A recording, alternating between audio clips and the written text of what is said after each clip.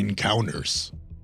A fundamental pillar in the construction to any campaign. They are the cause of the extreme highs and unfortunately the extreme lows that we all experience while navigating the many dangerous worlds that we can find ourselves traversing. This is why the vast majority of abilities granted to us through our classes, subclasses, have been methodically constructed to be utilized in battle, permitting our PCs, permitting us to become one of the fingers that make up the metaphorical clenched fist that is our party, providing us with the opportunity to unite as one and punch the enemy's teeth down their throats. There are few things within a campaign that is as exciting, as satisfying, and also as devastating as the outcome of a hard-fought battle. Either way, you have your class and subclass abilities, and with them, you have a chance, or you can fight.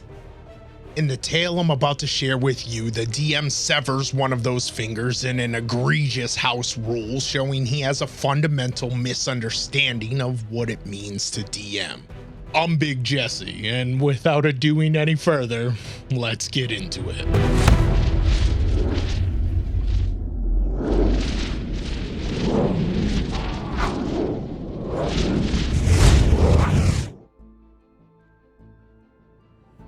I've been playing in this campaign for a few months, and recently my PC met a tragic and unfortunate end. But before we get there, let me give you some context, a bit of backstory, the beginning of the traveled path that led us to a disturbing end to our hero's journey. I put together a bard to play in this campaign, which was explained as D&D without any major changes to mechanics, just some minor stuff to explain races in this world. When it came to my backstory, DM didn't allow me to make any decisions on my own, and even made me a part of a faction that, as an objective, has to destroy the monarchs ruling this land. I didn't have much say in the matter, so I went with it. As we began, I focused on getting my character more involved in the storyline. I kept my eyes open for every opportunity to accomplish goals for this faction to get stuff done. I was doing side missions, taking intel from one place to another, really whatever was needed in order to help the cause. I was even allowed to eventually create a kind of subdivision of this faction that, as an additional objective, wanted to not only overthrow the royal family, but to cut them down, to assassinate them, wiping their family from existence. We spent a few sessions with me gathering people into this subdivision of the faction, and it seemed like it was finally going great. However, there was an aspect to this story I haven't mentioned that was causing the joy to slowly be siphoned out of me at the table.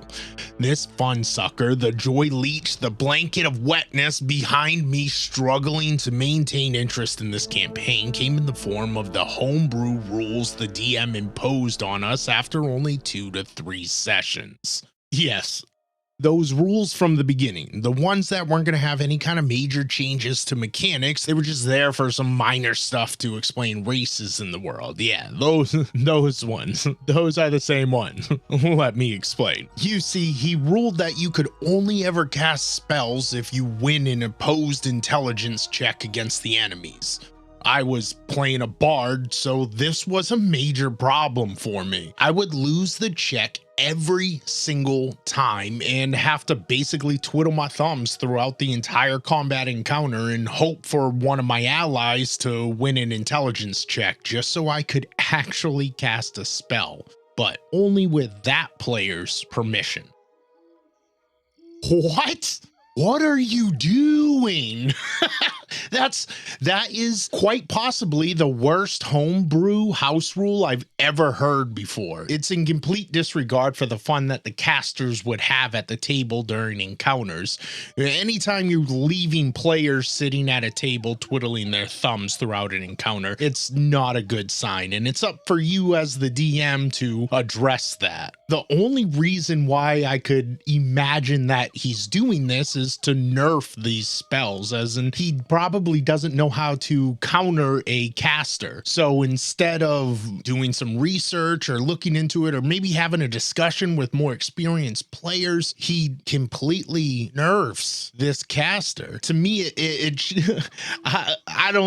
I have a feeling this dude is probably pretty new to DMing, but wow, it is the dumbest rule I've ever heard. Like, that is wild to me. All right, let's get back at it. Also, every time I managed to win the intelligence check, pretty much only when I rolled a nat 20 while casting spells that required a saving throw, every single time, without fail, the enemy would pass. Super sus.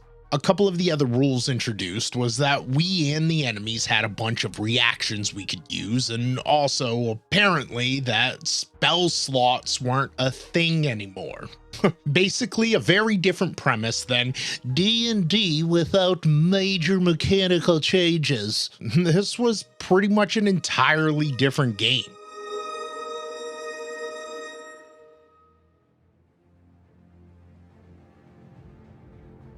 So now that you have the full context of this campaign and the situation that we find ourselves in, we can get back to the faction stuff.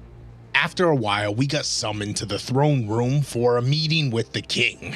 This was probably my best chance. So my character started to prepare himself for an attempt at assassinating the king, since his entire story thus far had been revolving around ending the king's reign. We find ourselves in the throne room with the king, with his men, and with a chance, a small chance, but a chance. So I bide my time, I look for my opportunity, and I'm patient. When opportunity comes, a fight broke out as a crew of enemies invaded the castle, and I decided to use that distraction to take my shot at assassinating the king.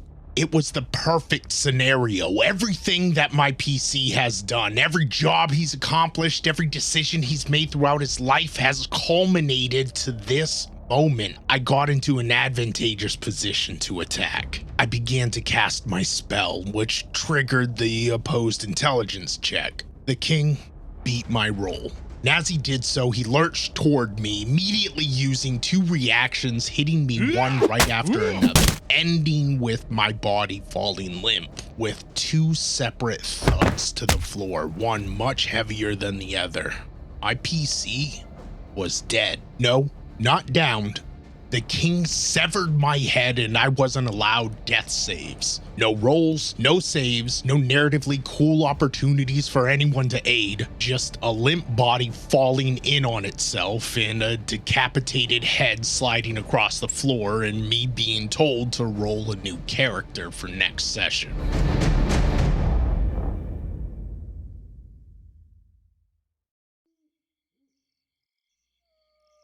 Wow. Let this be a cautionary tale of what happens when you try to ignore those red flags in order to get your D&D fix, providing further proof that no D&D is better than bad D&D. Which I do understand is easier said than done, and an even easier conclusion to draw, with the added benefit of hindsight being 2020. But when everything is said and done and the smoke clears, it's typically something we all can agree on. Hopefully the author decided to walk away from this game rather than build another character. Either way, I wish them luck and thank them so much for sharing their horror story. Most games do have some form of house rules, but I've never heard of such egregious rules that completely canceled out a player's abilities. Never do this. There's plenty of ways to counter these abilities without making up bullshit homebrew rules, while still giving them the opportunity to do that dope ass shit that these characters are capable of. Taking that away is a wild misstep, and once again, I'm glad I wasn't a part of this one, and I'm sure you're glad too. Let me know down in the comments the worst house rules and homebrews you've come across, and if you've liked this one, give it a like, and if you're not subscribed, subscribe. It's free. It's also the best way to help me out and let me know that you want to see more of these. If you have a story of your own you'd like to share, or if there's a story you'd like to see me do a video on, or if you just want to say hi, come join the Big Jesse Discord. The link is in the description. Thank you so much for watching. Later.